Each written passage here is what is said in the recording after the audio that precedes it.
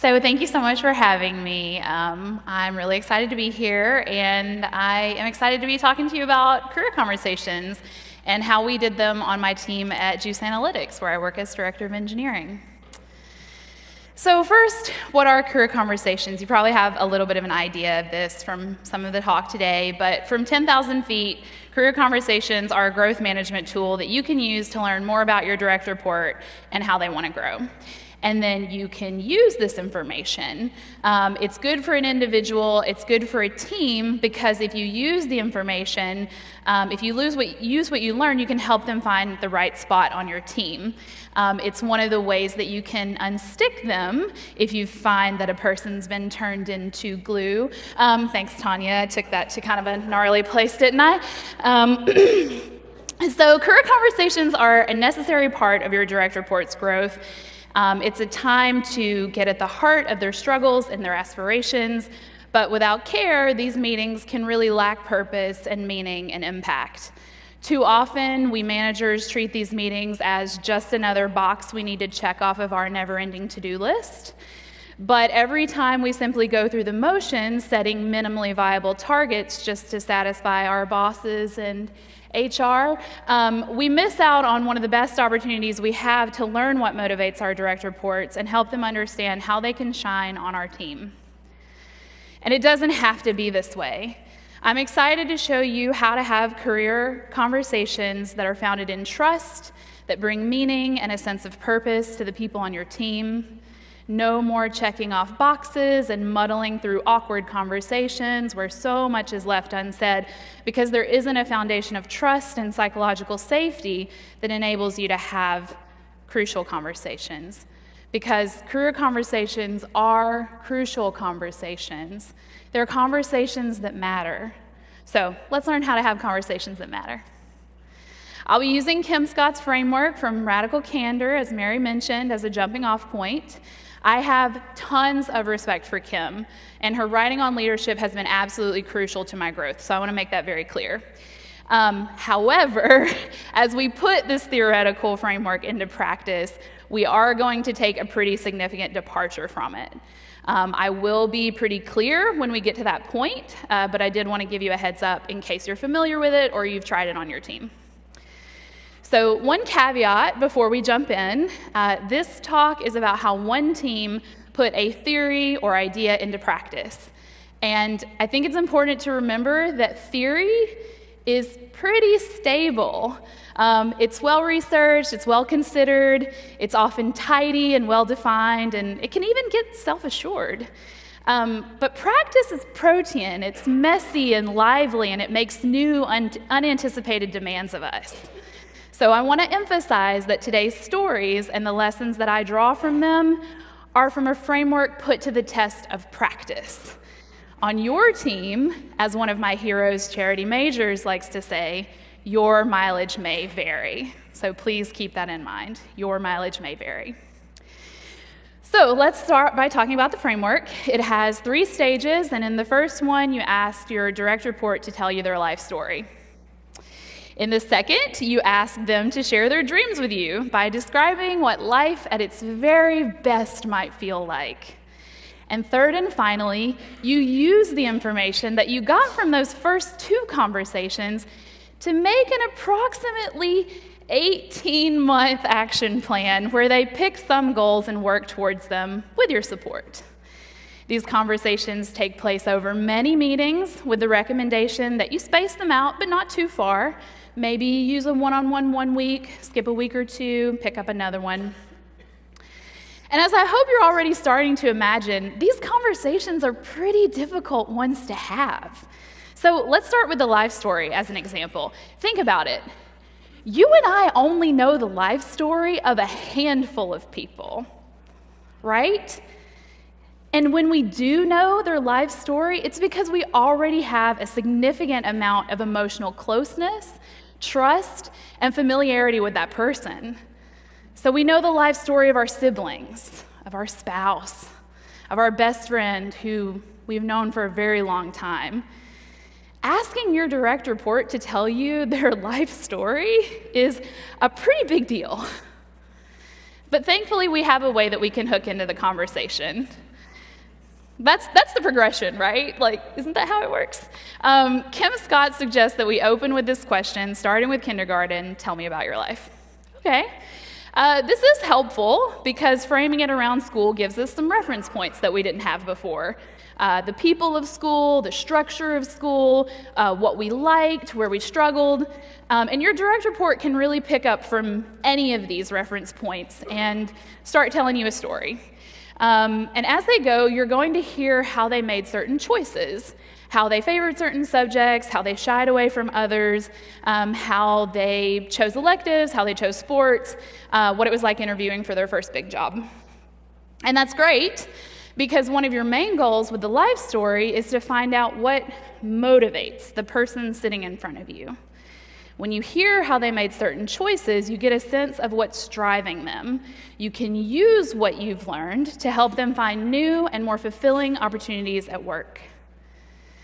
Now, this second phase, dreams, is hard as well, but for different reasons. You know, in the life story, you're telling a story. You're sharing what really happened to you, and you have a cast of characters, you have a timeline, you have a lot to hook into. But with dreams, you don't have any of that. You are asked only to imagine what life at its very best might feel like. And this kind of imagining can be a challenge. The moon turned dark. It can be uncomfortable to ask yourself, what might life at its very best feel like? Because in asking that, you could draw attention to the fact that life isn't what you want it to be.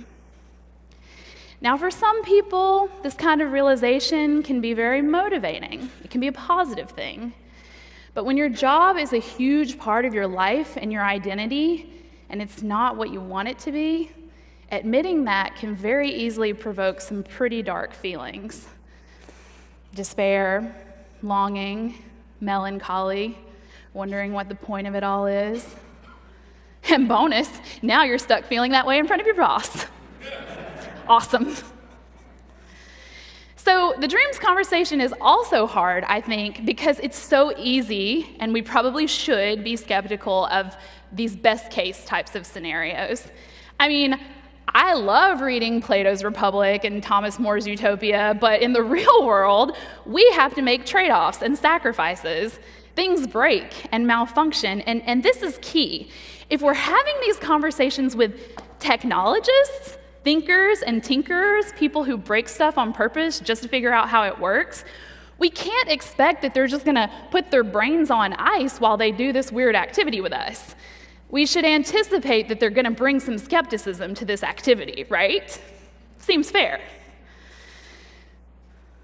So after you've had these two terribly hard conversations, then you get the wonderful challenge as a manager of helping them come up with an 18-month plan of how they're gonna improve. This involves working with them to answer these kinds of questions.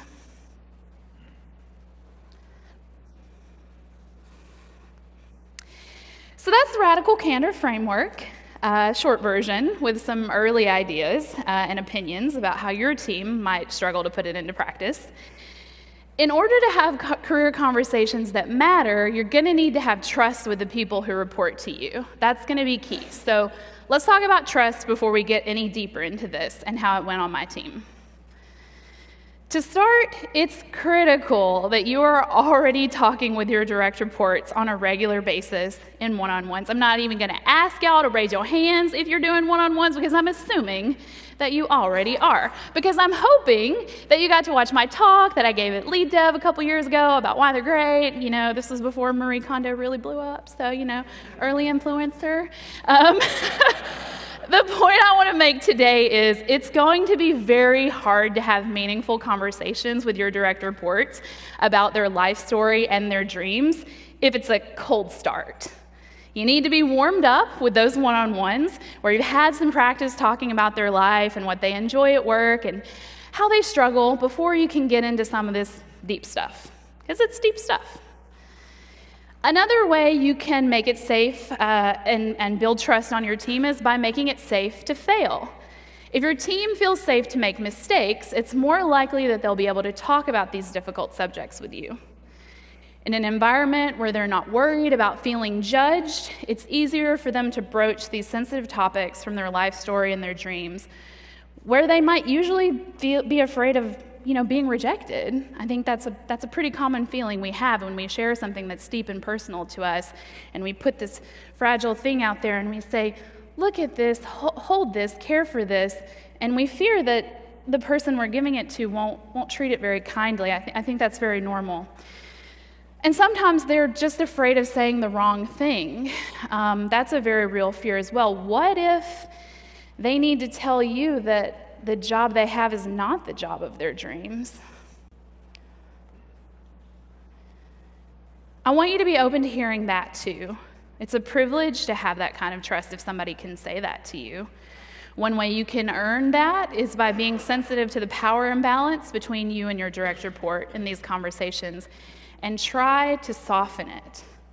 Don't forget that to your direct report, you hold the keys to the kingdom. Possibly you were the person who hired them. You are definitely the person who can fire them. You control their destiny to some extent, giving raises and promotions and helping them find interesting work to do and protecting their time, being their shield and their advocate. You don't want to be in a situation where this person who is so dependent on you is afraid to tell you something because they're afraid they'll lose your favor. Do you get that? That's tough. I insist that our teams must be a place where people can speak truth to power, where your direct reports can speak truth to your managers. Now, let's say you've been doing your one-on-ones regularly and you have a blameless, egoless, Western generative culture. Hooray! You are quite a good ways towards a foundation for successful career conversations. And this is the foundation we had on my team. I have a great team. So we got off to a promising start. Our first conversation was fun and lively, and it was just fascinating. I work with fascinating people, so of course I loved hearing their stories. They told me about their parents and their siblings and their best friends and their favorite teachers. They told me how they met their partner and what it was like when their parents passed away. I heard about their tattoos and their secret piercings and their pets and their favorite recipes. Time flew by, and it felt like I was just hanging out with an old friend. I'm still in awe of how such an anodyne question as starting with kindergarten, tell me about your life, can yield such meaningful conversation when psychological safety is present. Woo! We went back. So while that first section went smoothly, the second section, dreams, was a big old challenge. Each of my direct reports really struggled with this in very unique ways. And recall, I did sketch out some of the ways it could go sideways earlier. I think we had some of that, but we had some other stuff. In general, they just really struggled to articulate what life at its very best might feel like. It was really, really hard for them. I mean, they could say things that made them happy, but like any good engineer, they quickly identified and named the trade-offs that they would need to make to have that kind of ideal life. And then they weren't so sure that they'd want to make those trade-offs. So I let the conversation run its fruitless course, and I thanked them for trying. And I said, I really wanted to give it some thought before we continued with this framework. I thought about what the goal of asking about their dreams was. When you feel confused, it's really good to take a breath and think, what is my goal? So that's what I did. Think about it. In a world where our dreams come true, we'll stop doing plenty of the stuff that we currently do so we can start doing the stuff that excites us. I decided I wanted to help them answer those questions. So I rewrote this section, and I asked them to do 2 new thought experiments where we could speak in more concrete terms instead of the fuzzy language of dreams. I presented them with 2 scenarios designed to get at these ideas of start doing and stop doing. So in the first scenario, that I, Director of Engineering, sat down with my direct reports and had, they find themselves looking for a new job. Yep, we are explicitly dreaming about what comes next together after they work for me. And as it turns out, this new job is exactly what they're looking for. They'll be working with interesting tech and on a product that aligns with their values. They'll be working with good people. They'll have great work-life balance. They'll be remote if they want to be, or co-located in a city that excites them. And they'll have a really supportive manager. It's a dream job. Am I missing anything? So they're on the eve of getting an offer, and the hiring manager has just one final question. What's something you love doing at your current job that you just want to make sure you still get to do here?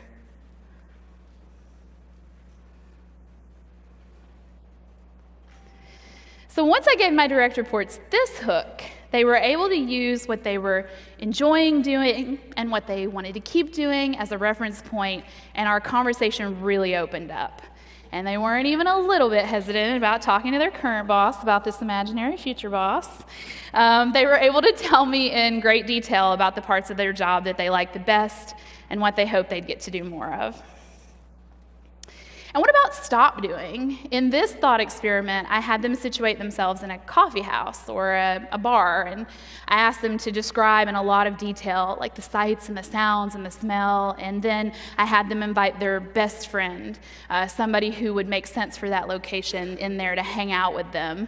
And now they're a few drinks in of their favorite beverage, and their best friend asks them, what's really frustrating you at work right now? What do you want to stop doing? What's making you think about leaving? And so when they were allowed to imagine their best friend asking this question, it felt really cozy and safe for them. And they were able to give me a lot more detail and insight into what they wanted to stop doing. They gave me details. They gave me excruciating details. One of my ops engineers really doesn't like the configuration management tool SALT. He hates it. Or maybe he doesn't like the way we use it. Either way, it's a lose for us. So reframing this thought experiment from dreams to real actions that they might take made it a lot more accessible. I gathered a whole lot more information, and I was able to use that information as we moved on. So how about that final section? This is that 18-month plan, where you get with your direct report and you sketch out those concrete goals and you decide how you can start moving toward them. In this case, I couldn't even reframe it. I just had to throw it out. We didn't even do this part at all. It was not useful for us. We did something really different, something that honored the fact that on our team, more than anything else, my direct reports just wanted to keep working on a great team. Over and over again, they articulated to me that a great team was the most important thing to them. And if you remember from Marco's talk first thing this morning, he said he'd kind of noticed this trend as he was interviewing where people aren't really caring as much about the tech. They'll flex from Python to JavaScript, but what they're asking about is the culture. That has absolutely been my experience as well. I came to that same conclusion, and my team affirmed that. We also have the advantage of being a team where if somebody wants to jump in and try something new or sketch out a proof of concept or take an AWS course, they can do that a lot sooner than 6 to 18 months out. If somebody wants to level up on my team, there's just not a lot of friction. They tell me, and then I review our roadmap and our capacity and our commitments, and I determine the best and earliest time that they can start doing that. I'll take them out of a sprint, I'll reduce their capacity, I'll do whatever I can to make this goal start to be possible for them. And as long as there aren't any existing performance issues with this person, I'm happy to do that. Now, I understand that for certain types of goals and on larger teams, it might require more coordination and it might need to unfold on a longer timeline. But for my team, if we had stretched out the things that people wanted to do and they do and they've done to an 18-month timeline, it would have really slowed us down. And we are a small team, but I believe you can move fast on larger teams as well. Especially if your org already grants a 10 to 20% time where engineers can learn and grow. When managers encourage this idea that we need to schedule goals so far out really becomes less compelling. It's kind of like formal performance reviews versus giving rolling feedback in one-on-ones. when I joined Juice, they had something like 12 formal performance reviews a year. Like, why? Who needs to be reviewed that often? Come on. So I said, I'm not going to do this. That's typically what I do when I'm confronted with something that I'm not interested in doing. But I did bring them a culture of healthy one-on-ones that they didn't have before. And they saw that in doing these one-on-ones, they were able to give rolling feedback. And as long as they were doing that, they didn't need those 12 or how many ever performance reviews that I never did. So we didn't do an 18-month plan. If what my direct reports wanted was to keep working on a healthy, happy team, I wanted to come up with a way to deepen that.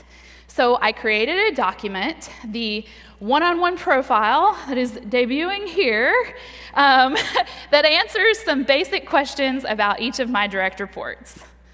And here are the questions that we answered. And I'll tell you how we did it, because it's kind of special.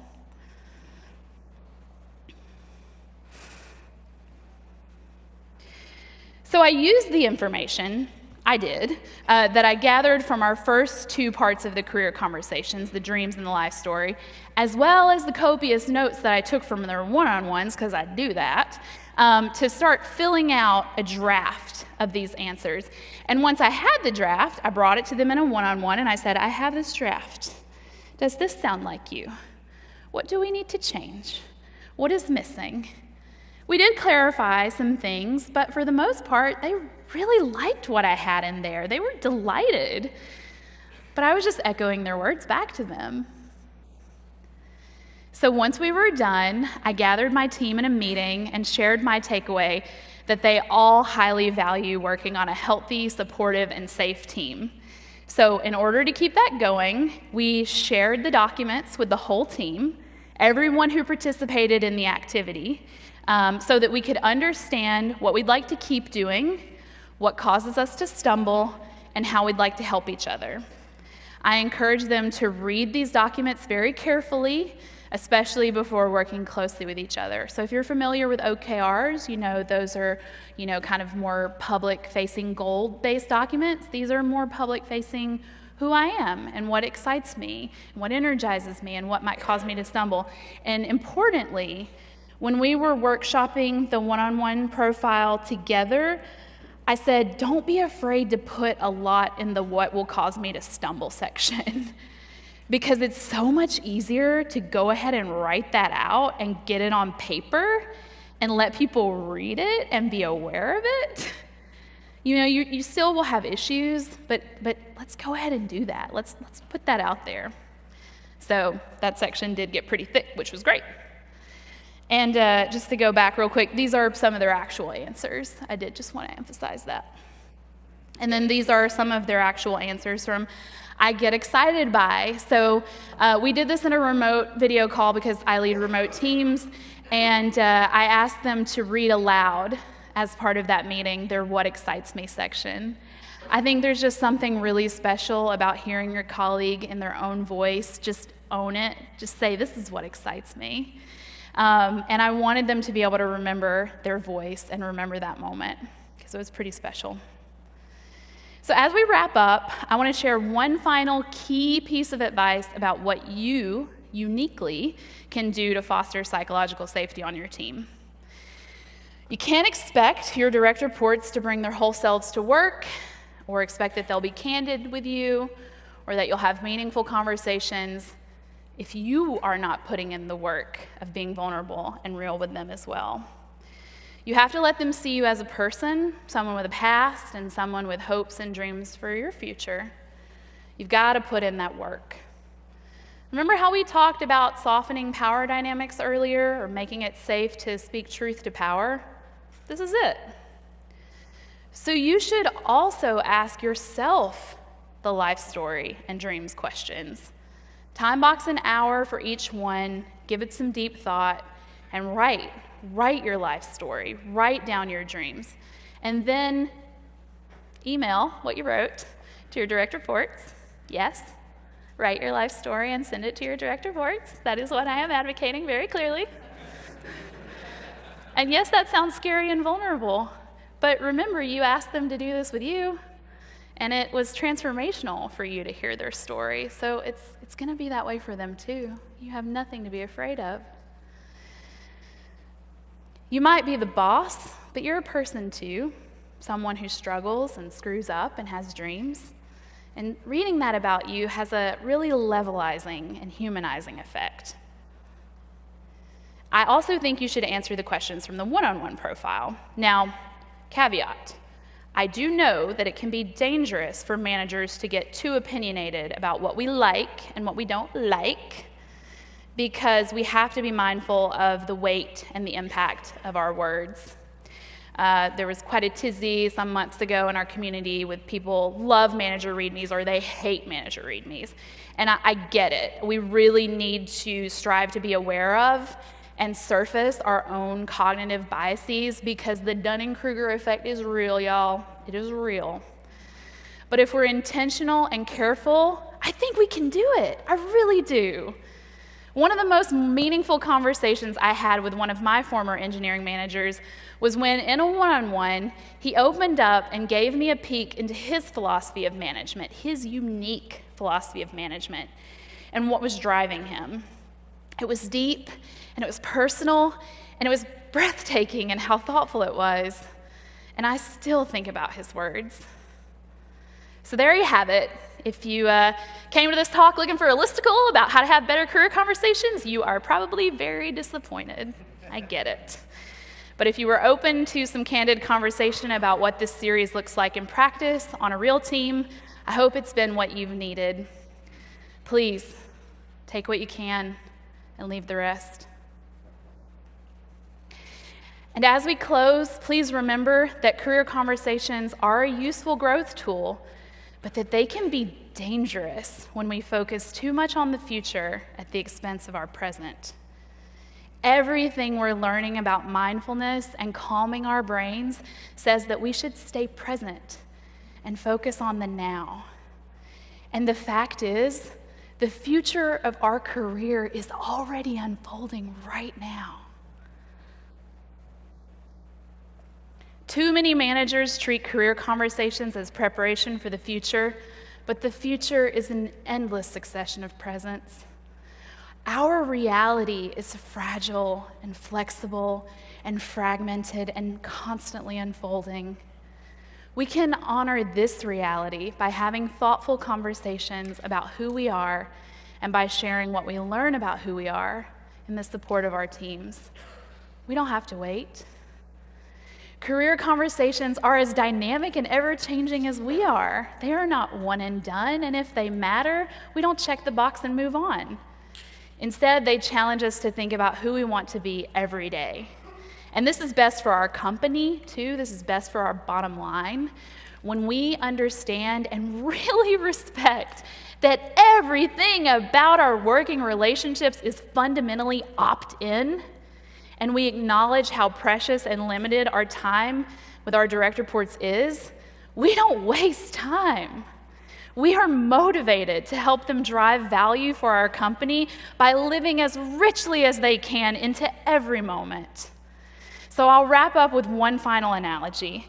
The way we typically treat career conversations, it's like they're roller coasters. We decide we're going to take the ride, we strap in, and we barrel towards the future. It's very hard to interact with or even be aware of what's around us because the pace and the thrill, it's a lonely, insular ride. Sometimes we can't even hear ourselves screaming. But I propose that we think of career conversations as a carousel.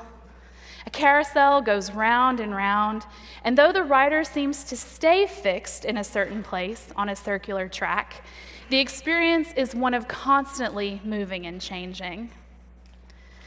At work, as on the carousel, we're all riding round and round with our colleagues, and in these final slides, you're going to see pictures of my people. On the carousel, we all go up and down. We all go round and round. We start in one place. There's a four-leaf clover in that picture. And as we travel to another, we're always moving and experiencing something new.